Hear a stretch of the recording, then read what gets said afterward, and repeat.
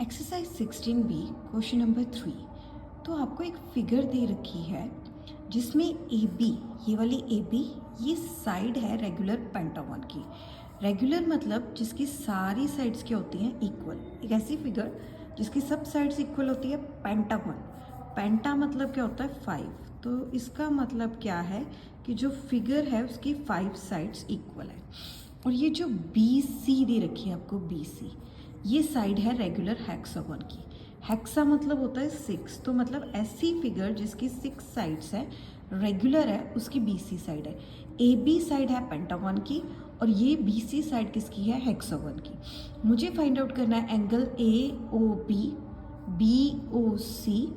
Okay, ये वाले दो, देन ए ओ सी पूरा, देन ओ बी ए ये वाला, then O B C this one, and A B C, A B C, ये पूरा फाइंड आउट करना है। तो करने के लिए क्या करेंगे, हमारे पास ना एक फॉर्मूला होता है एंगल निकालने का, 360 ओवर एन। एन होता है नंबर ऑफ साइड्स। तो पहले हम वो लिख लेंगे, दैट इज प्रॉपर्टी जो मुझे चाहिए, angle subtended bye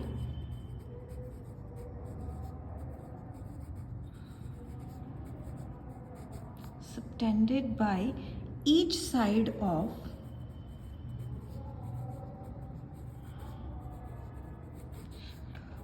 n-sided regular polygon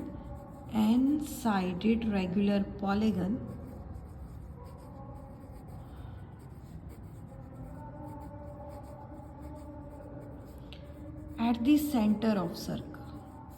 ये सेंटर के लिए है। Okay, at the centre of the circle, उसका फॉर्मूला होता है 360 over N. Angle subtended by each side, angle जो बनाया है किसी भी साइड ने, जो साइड किसकी है, कोई भी एन साइडेड रेगुलर पॉलीगन, कोई भी हो सकता है N side regular polygon at the centre of circle, उसका फॉर्मूला होता है 360 बाई एन। मीन्स यहाँ पे अगर ए बी पेंटागन है तो यहाँ पे ये कितना एंगल बनाएगी वो मुझे कैसे पता लगेगा, 360 को एन से डिवाइड करके। वैसे ही बी ओ सी हेक्सागन है तो ये यहाँ पे कितना एंगल बनाएगी वो मुझे कैसे पता लगेगा, 360 डिवाइड बाई एन। अब 6 के साथ डिवाइड करना है। मैंने यहाँ पे 5 के लिए क्यों बोला है, क्योंकि पेंटागन है, और हेक्सागन क्यों बोला है, क्योंकि 6 है। तो फिर करते हैं फर्स्ट। पहले मुझे क्या दे रखा है, फर्स्ट क्या दे रखा है, that in the given figure A B is a side of regular pentagon. A B क्या है, साइड है किसकी, रेगुलर पेंटागन की। So A B is a side of regular pentagon, जो रेगुलर पेंटागन है उसकी साइड है। दैट मीन्स अगर ये साइड है, ये वाली ए बी, तो ये सेंटर पे कितना एंगल बनाएगी वो देखना है, that is A O B. So मैं लिखूंगी angle A O B is equal to 360 over N. 6 sides, इसकी 5 साइड्स है ना, क्योंकि ये पेंटागन है, इसका मतलब 5 है। तो मैं लिखूंगी 360 ओवर 5, दैट इज 5 7 ज़ा 35, 5 2 ज़ा 10, तो ये कितना आ गया, 72 डिग्री। ये फर्स्ट हो गया। सेकंड जो है वो क्या दे रखा है, मुझे बी ओ सी निकालना है, बी ओ सी ये वाला। ये कौन बना रहा है, यहाँ पे बी सी आग बना रही है ना, तो ये दे रखा है B C is a side of regular hexagon. B C किसकी साइड है, रेगुलर हेक्सागन की। तो मैं लिखूंगी B C is a side of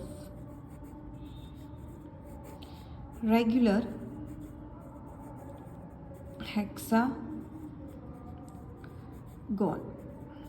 तो मैं यहाँ पे लिखूंगी B O C, angle B O C is equal to 360 over N.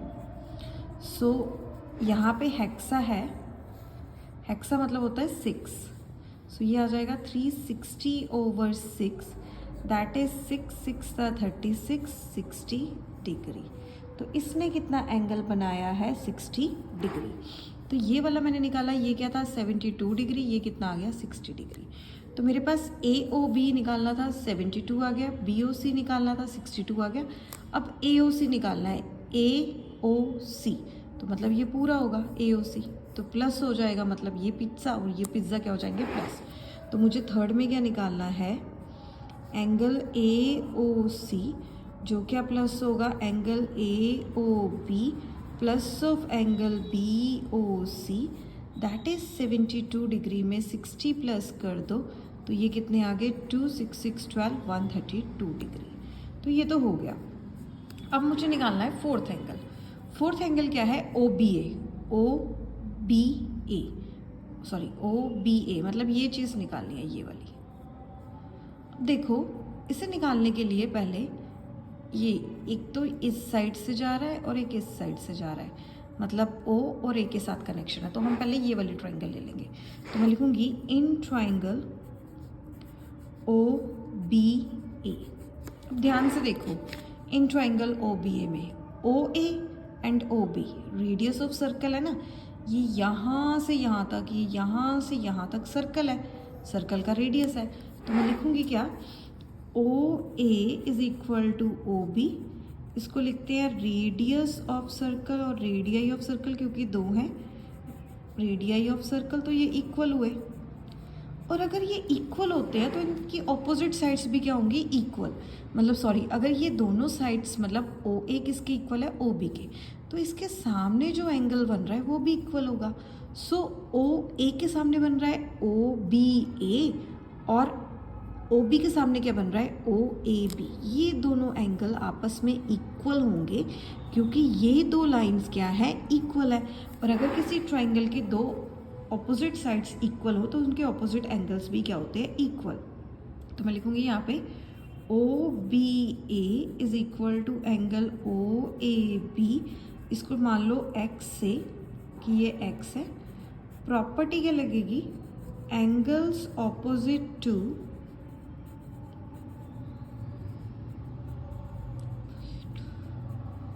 two equal sides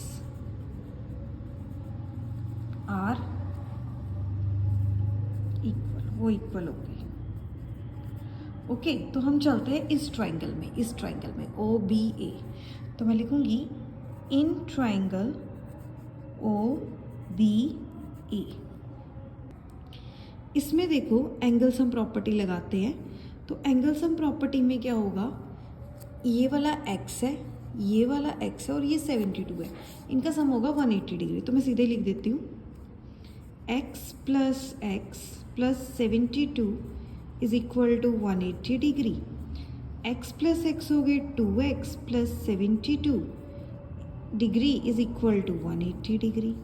so 2x अपनी जगह 72 दूसरी जगह जाएगा, वहाँ पे माइनस हो जाएगा ना, तो यहाँ पे कर देती हूँ, मैंने वैसे ही बहुत ज़्यादा मैसी कर दिया है। सो 2x इज इक्वल टू 180 में से 72 गए, 10 में से 2 गए 8, 7 में से 7 गए 0, तो ये कितना आ गया 108 डिग्री। ओके तो x रहेगा अपनी जगह, 2 जहाँ के वहाँ पे जाके हो जाएगा डिवाइड।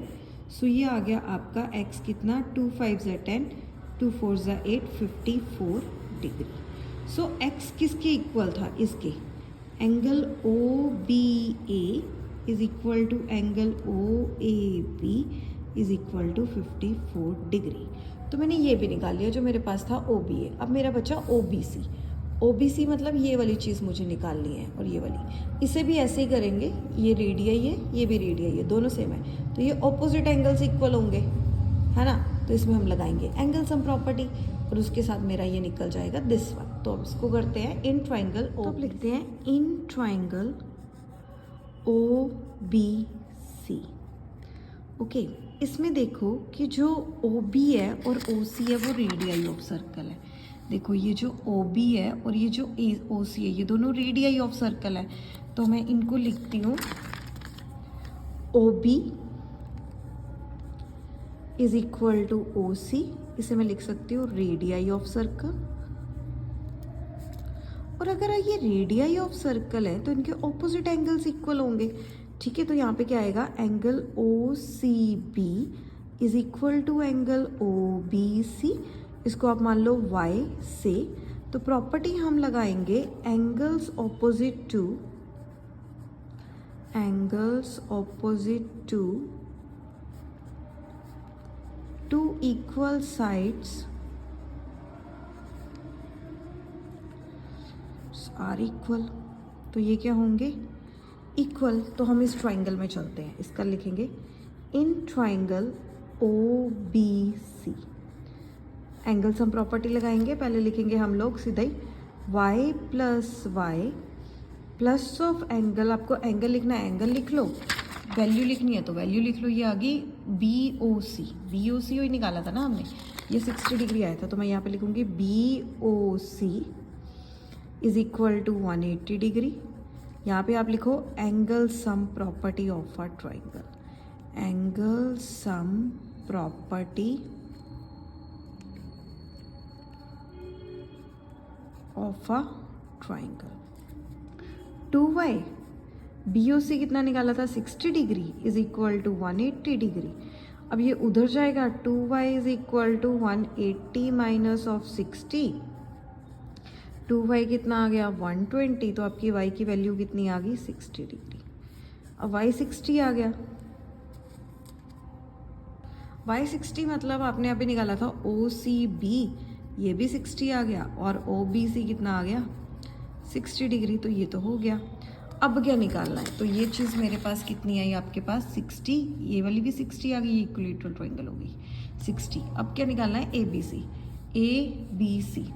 अब देखो ABC कैसे निकालोगे, ABC इन दोनों को प्लस कर दो, ये जो है ना ABO को और OBC को प्लस करो। तो ABC पूछा उन्होंने आपसे, ABC कैसे निकालोगे, एंगल OB सेंटर से जाएगा ना, OBA and OBC, OBA and OBC, OBA plus of angle OBC।